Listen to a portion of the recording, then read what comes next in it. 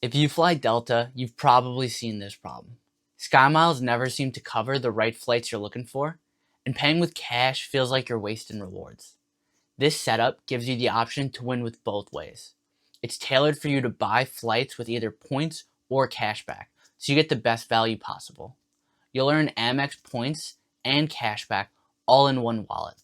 And by converting those points to SkyMiles, you can choose miles when they're worth it and cash when it's not. This flexible setup is quietly more powerful than most premium wallet setups, netting a baseline return on spend of just under 4%.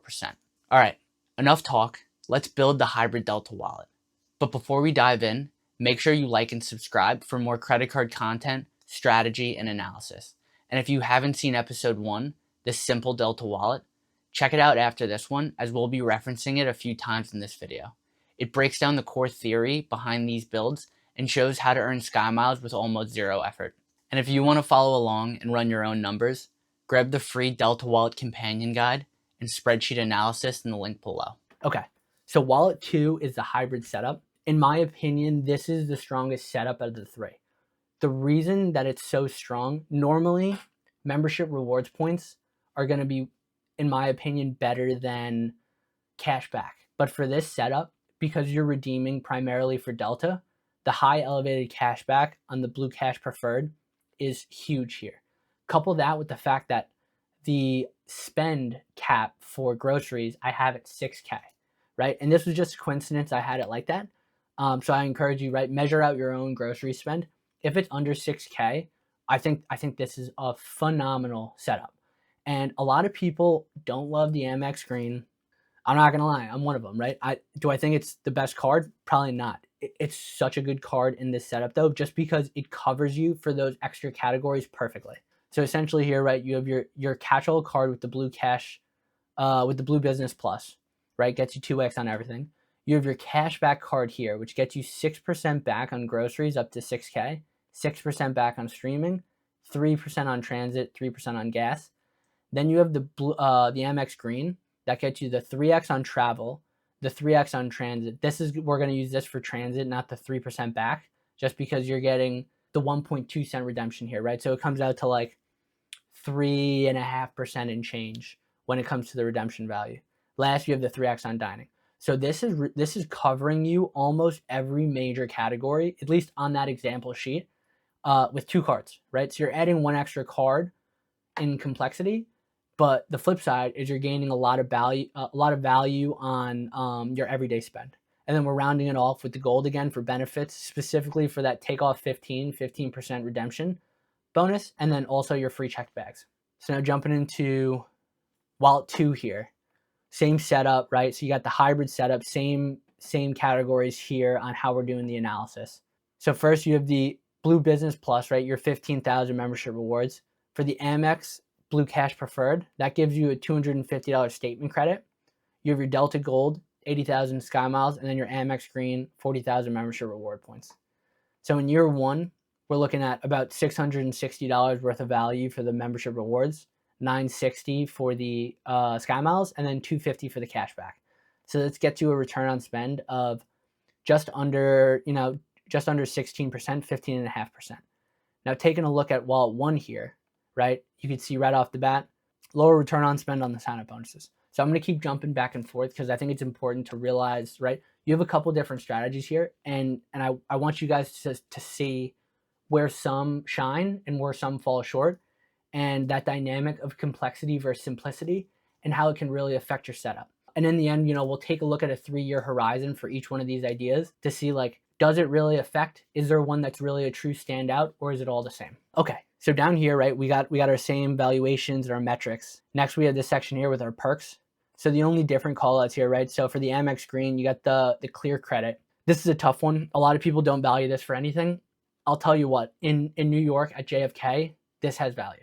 This for sure has value. I'm valuing it at the annual fee of the card. I'm not valuing it at the full $200 or whatever it is, but I think at the annual fee of the card, it makes sense. Next, you have the Blue Cash Preferred, right? So this is a $0 annual fee in year 1, and then it jumps to $95, and it comes with a Disney Plus credit. So if you have Disney Plus, I think this card's a slam dunk for you, especially at these spending thresholds. For me, I could use Disney Plus. I'd get rid of one of my other streaming services, but it's not something I value too highly, so I'm valuing it at 60%.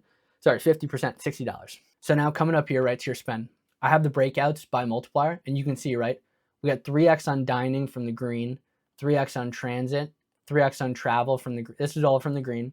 Then you have your 6% from the preferred. Then you have your gas 3%, and then your catch-all is the only thing that's 2x. So coming here, right, at 35K a spend, you're looking at about 1.75% back. Now, if you look at the wallet one, we're at 3.3%. And obviously, right, is this a huge difference? No, we're only talking 0.5%, but we're also only talking 35,000 in spend. If you're a high spender, right, that 0.5% could add up. It could be a couple $1,000s, depending on how much you spend. So now looking over here, right, to our analysis. We have a $150 annual fee in the first year, sign-up bonus of just under 2K, with earn of just over 1,300, and credits of 350. Total, we're looking at 3,374 for our total travel value. That comes out to just under 9 domestic flights and, just under 3 international flights. Now taking a look here, 3,374 versus year one here, right? Even with the bigger sign-up bonus, 3,5, 3,3. So it's interesting, right? So this one, with the bigger sign-up bonus here, you're getting better value even though your spend is lower. So it goes to show you, this is an important concept too, which is why a lot of people say you want your course setup simple and you want it to be minimal when it comes to annual fees, at least to your effective annual fee, right? So if your annual fees are high, but you get enough value out of them, I think that's fine. From there, it's really beneficial to look for these elevated sign-up bonuses because that's where a lot of the value you get comes from. So now heading back over to Wallet 2, right? We have our year 2 if we keep the gold, which again, is this the best? No, but it's steady, right? You're going to be getting value. You're going to get 350 from the credits, 395 from the annual. It's an effective annual fee of $45 here. Truthfully, actually, it's more complex, I think, than the other wallet, but I think you're getting a better value here. So let's take a look, right? 1259 here. Yeah, so you're getting about $250 more if you were to just stay with the gold here. So I think if you do stay with the gold here, this setup is probably the better one. Next, right, you got your platinum when you layer that in, and it's the same strategy. Downgrade the Delta Gold to the blue, and then you apply for the platinum after during year 2. So here you're looking at about 2,500 in year 2, and then it drops to 1,800, just under 1,800 here because you're not getting the sign-up bonus. This is what I was talking about before, right? Your year 3 total. How I'm valuing the year 3 total, I'm doing it with the assumption that you're converting to the platinum after year 2, because in my opinion, I think for the sign-up bonus alone, I think it's worth it. I think the credits and a lot of the other benefits can for sure offset the annual fee. So I think no matter what, if you're okay with going with the credits, I think that's the strategy and that's the route to go. So here you're looking at 7,630 versus this section, 7,627. So through all of that, all of the ups and downs, you're only gaining or losing about $3 for your 3-year total. So I think that's the first thing to note here, right? If that's the case, why not go with the simpler setup? Why take the hard credit pull on 1, 2, and granted, it might not happen for Amex because they don't always pull if you already have a card with them. But regardless, right? You're pulling a bunch of credit cards here. You're taking out a bunch of credit. You're adding to your 5 Amex card slot versus here, it's just 1, 2, 3 cards, 4 when you downgrade or change here. So you're essentially having less cards for $3 less.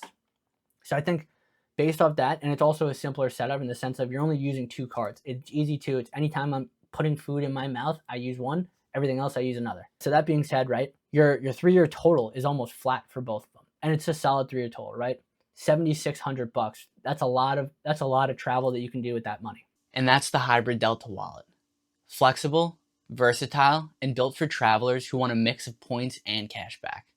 You've got points when you want them, cashback when you need them, plus Delta perks baked in. Now, if you got any value from this video, like and subscribe to show me you want more content just like this. And if you're looking to pick up any of these cards, I have some links in the description below for elevated offers. Next up on the Delta Wallet roadmap, we're unlocking the premium tier. That's lounges, status boosts, and top shelf travel benefits, so you're not going to want to miss that one. I'll see you over there. Peace.